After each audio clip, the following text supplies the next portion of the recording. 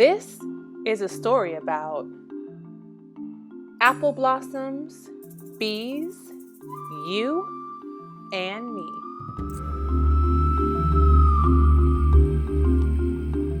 While out in the garden, I noticed a few bees going from flower to flower.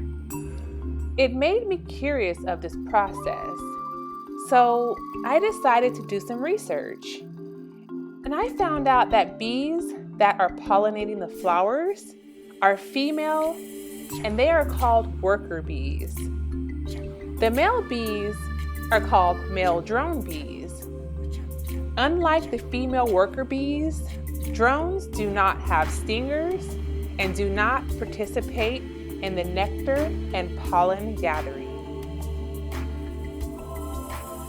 Pollination is the process in which the bee, the pollinator, transfers the anther, the male part of the plant, to the stigma, the female part of the plant.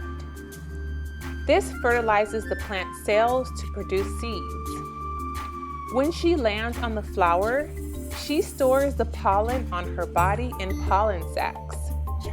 When bees go from one flower to the other, they gather nectar from the flowers, and nectar is a sugary liquid that turns into honey.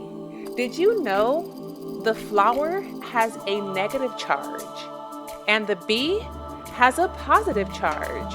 When the bee comes close to the flower, it makes the hair on the legs of the bee stand up. And with this opposite negative attraction, the pollen jumps off of the flower and sticks to the bee. Unbeknownst to her, she is taking pollen to the next flower, while she was just collecting pollen for her babies and nectar for her sisters to make honey. That's Natalia. This even affects her, because losing pollinators will damage the plants, fruits, and wildlife that mostly rely on these insects to grow. If no one will be able to pollinate the plants, we will lose our source of food and oxygen. The food would be stunted, lopsided, and lacking flavor. 1 out of every 3 drinks and food that we eat directly comes from the pollination service. That's a lot of our nuts, fruits, and veggies, things that have color, vitamins, and minerals. Indirectly, they make our meats, milk, and cheese, and pollinate a lot of things that our chickens, cows, and goats eat. Even Natalia says that's a lot to think about. But we can all do our part in helping our food source by planting a garden at home that attracts bees, butterflies, and other pollinators. Also, by using eco-friendly products in our garden and around our house. Thank you so much for watching today's video.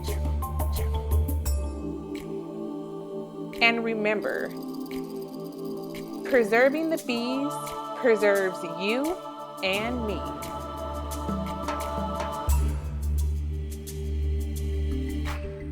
And protecting the bees is preserving our future.